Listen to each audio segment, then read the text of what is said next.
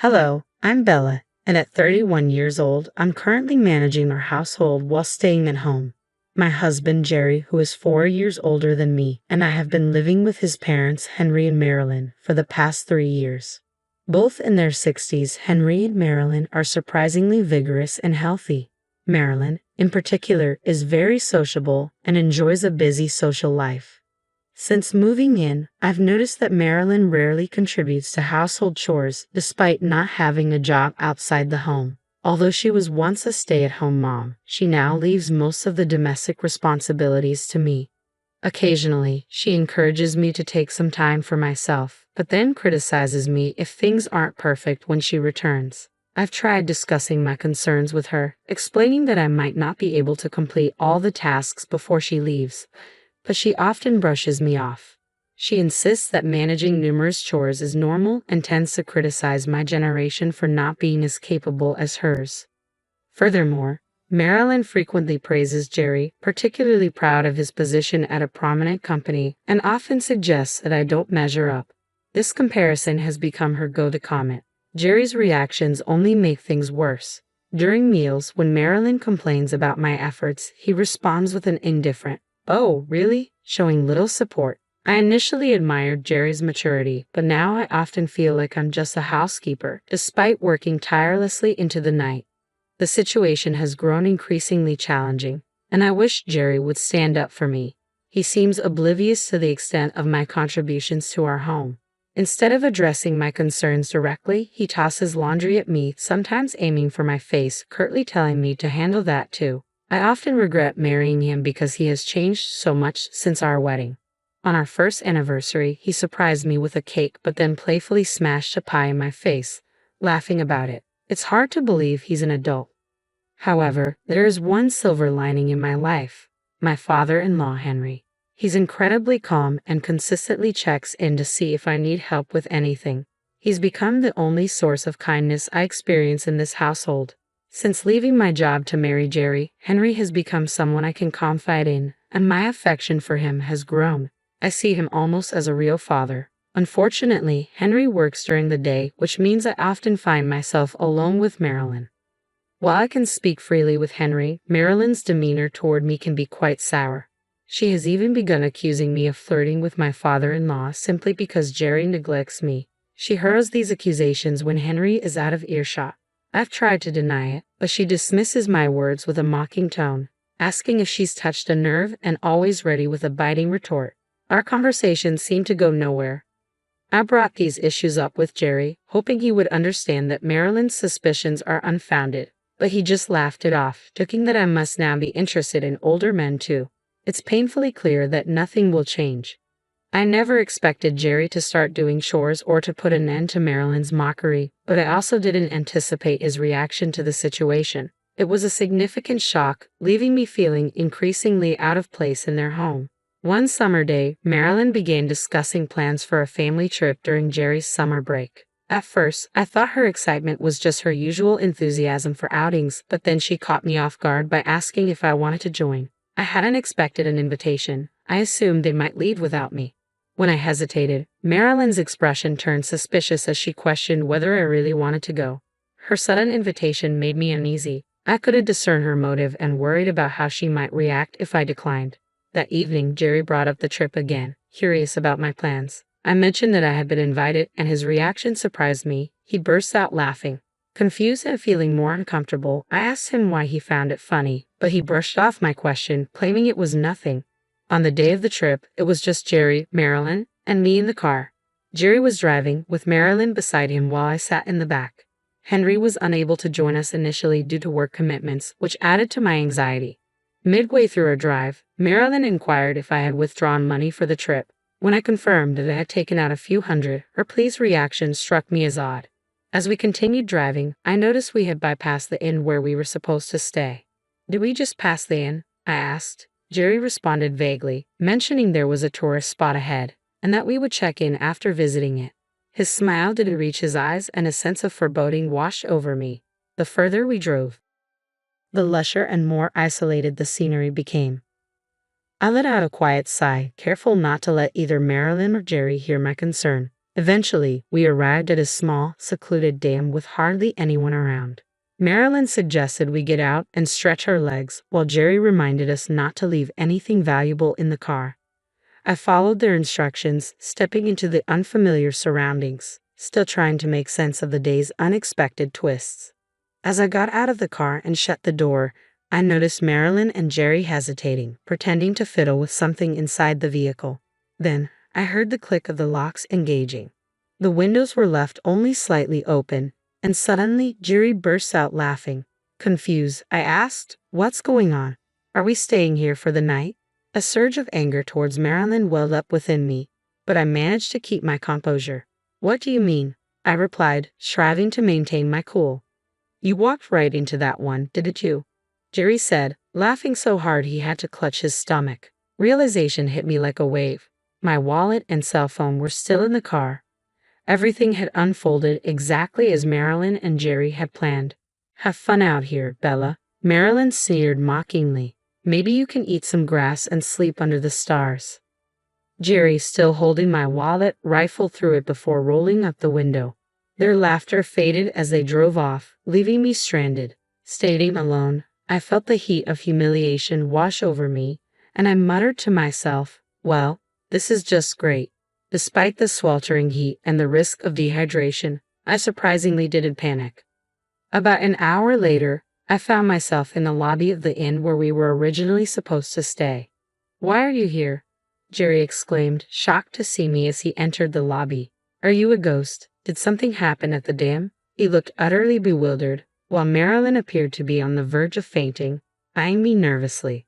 For a moment, I considered playing along and pretending to be a ghost just to tease them, but I decided against it. "I'm not a ghost," I said, holding up the key to my room. "I'm staying here tonight." I had already dropped off my luggage when Jerry, clearly agitated, struggled to make sense of the situation. He accused me of taking the key to their room without permission. "What are you doing?" "Give it back," he demanded, reaching aggressively for the key. This time, however, I was prepared for their antics and stood my ground, ready to confront whatever came next. Just then, a man stepped forward and firmly grasped Jerry's hand. "Sir, please refrain from causing a disturbance here," he said with authority. He was about the same age as Henry but taller and more muscular, which made him appear more commanding than my slightly overweight husband. "Who are you? Are you staff here? You can't just interfere with a guest like this. I'll sue you for assault." Marilyn shouted at the man who had intervened. "I apologize for not introducing myself earlier. I'm the owner of this inn," the man replied calmly. At this revelation, Jerry quickly released my hand. I recognized the owner immediately. I had visited this area with friends during a summer break in college. It had been an incredibly hot day, and we got lost on our way to our accommodation. During our ordeal, we stumbled upon a girl collapsed on the side of the road. Kelly, the owner's daughter. We immediately called for an ambulance and stayed with her till help arrived.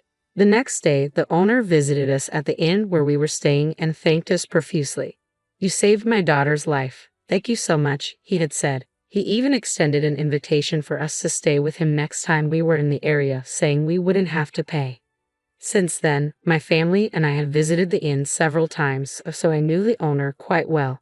As he addressed my husband and Marilyn, he remained polite, but I could sense an undercurrent of anger in his demeanor. In fact, both the owner and I were aware of Marilyn and Jerry's scheme from the beginning. 3 weeks ago, feeling suspicious about their sudden invitation for a trip, I had decided to set up a voice recorder in the living room. I had strategically placed the recorder to capture conversations when my husband and Marilyn thought they were alone, like when I was taking a bath or doing laundry. When I stumbled upon their plan, it was utterly shocking. I heard my husband and Marilyn plotting in a recorded conversation. "Let's ditch Bella somewhere. It would be hilarious. How about near that gym an hour's drive from the inn?" Realizing the gravity of their scheme, I immediately contacted the owner of the inn to inform him about what was unfolding. The owner was livid upon hearing this. Having once experienced his daughter collapsing from the heat, he felt a personal connection to my predicament and was even more disturbed by their callousness. He meticulously arranged my pickup for today, just after my husband and Marilyn's car departed. Interestingly, the driver of the inn shuttle turned out to be Kelly, the very girl we had helped years ago. I got my license. Let's go for a drive, she exclaimed excitedly. Despite my initial surprise, I agreed, and we chatted happily, even stopping to buy some local specialty ice cream on the way back to the inn. Although I was aware of the plan and that a pickup was coming, I was still worried. However, Kelly, knowing the area exceptionally well, expertly navigated, and we arrived at the inn well before my husband and Marilyn. You mentioned suing earlier, ma'am, the inn owner said, addressing Marilyn with a stern look. Yes, I did. It's outrageous to be accused of the opposite. Marilyn snapped defiantly. I'm sorry, but you're not our guest, the owner replied firmly. What? Don't mess with us. My husband and Marilyn both lost their tempers simultaneously. Your reservations have been canceled, the owner stated plainly. And who do you think you are? My husband blustered, on the verge of another outburst. But the owner held him back. Bella did nothing wrong. We can cancel your reservations, he explained calmly. What do you mean? My husband demanded. If you leave a woman alone at a dame of the mountains after stealing her wallet, wouldn't that be a crime? The owner posed rhetorically, emphasizing the gravity of their actions. We cannot permit such behavior at our inn. He revealed that he had already called the police. My husband and Marilyn became even more incensed at this revelation. This is no joke. You can't treat us this way. I work for a respected company. My husband protested, as if his job should afford him special treatment at this quaint mountain inn. Just then, Henry arrived, immediately sensing the tension. Hey, what's going on here? He asked, surveying the scene. Marilyn and my husband quickly tried to spin the story, accusing the inn staff of rudeness and claiming they wanted to stay elsewhere. However, when Henry was briefed on the actual events, he became enraged, a sight I'd never seen before. You idiots, he yelled, clearly embarrassed. I can't believe we're from the same family, Henry exclaimed, his voice rising in anger. You two, get out of here now. My husband and mother-in-law were taken aback by Henry's outburst. Where to? They asked, bewildered. But Henry was resolute. You're disowned. Get out. No, don't make me say it again, he commanded, shoving my husband aside as the police arrived. My husband and Marilyn's faces turned ashen. The owner and I quickly explained the entire situation to the officer, even playing back the recorded conversation. As the reality of their actions sunk in, my husband and Marilyn began to cry. Henry interjected sharply, quiet down. You're disturbing the inn. He turned to the officer. Please take them away. It's not like that, officer, my husband protested. We didn't think it would be such a big deal. It was just a prank. The officer's expression hardened. A prank? Are you serious? Don't you realize that your little joke could have put someone's life at risk, especially your own wife's? They were scolded harshly, but due to the familial nature of the matter, they weren't arrested. Throughout the ordeal, my husband and Marilyn looked pale and shaken. This isn't over. Bella's feelings will determine your future, understand? With those final words, they left, visibly rattled. Henry, seeming apologetic for not intervening sooner, stayed behind to ensure everything was settled. I'm so sorry, he said repeatedly. I can't apologize enough for not noticing the unpleasant experiences you've been having and the terrible ordeal you went through today. He also offered a deep apology to the inn owner for the trouble caused by his family's actions. Interestingly, it turned out that the inn owner, who runs several other businesses, was a client of the company where Henry worked. Unaware of this connection, my husband had earlier boasted about his position at a prominent company, adding another layer of embarrassment to the situation. I was relieved that I had uncovered my husband and Marilyn's plan in time, but it was also a sobering reminder of what could have happened if I hadn't been vigilant. I hoped that being reprimanded by the police would help them understand the gravity of their actions. After returning from the inn, I decided to divorce my husband and sought a significant settlement, hoping this experience would teach them to never hurt anyone else again. In an unexpected twist, Henry and Marilyn also ended up divorcing. Henry cut all ties with my ex-husband, kicking him out of the house due to the incident. Additionally, my ex-husband was advised to resign from his job. His behavior at work had been problematic for some time, just as he had mistreated me. He had been harsh toward his colleagues and engineers. The HR department had already been considering action against him. As I reflected on my own behavior during our marriage, I was disappointed to realize that, in some ways, I had mirrored his negativity. Now unemployed, my ex-husband struggled to find another job. Despite his age, he lacked the solid track record necessary for managerial positions, and explaining his sudden departure became difficult. Marilyn, too, was kicked out by Henry and had to seek refuge with relatives, eventually returning to her parents' home. These developments underscored the consequences of their actions and the importance of integrity, both personally and professionally. Concerns lingered about Marilyn's penchant for spending and traveling, with her relatives worrying she might drain their savings if she stayed with them. Given her good health, it seemed prudent for her to secure a part-time job to support herself and ease their concerns. Meanwhile, I moved out of my in-laws' house and now live independently nearby. I've maintained a friendship with Henry and occasionally seek his advice on work-related matters. This marks the beginning of a new chapter in my life, a shift from managing household duties and raising children to embracing professional opportunities. During my job search, I was contacted by the owner of a company who had heard about my recent challenges. Concerned for my well-being, he offered me a position at his firm, eager to help me find stability. I accepted the offer with gratitude, touched by his kindness. In our conversations, he insisted that his company was the one fortunate to have me, which felt like a full-circle moment, a chance to repay a past favor and now contribute positively. The company he introduced me to is well known and highly regarded for its treatment of employees, a pleasant surprise given my previous experiences. Interestingly, this company operates in the same industry my ex-husband used to boast about, yet it's significantly larger. Everyone at my new workplace has been welcoming, making my daily experiences far more enjoyable than the times marred by marital strife. This fresh start has been invigorating, allowing me to leave the past behind and look forward to a promising future.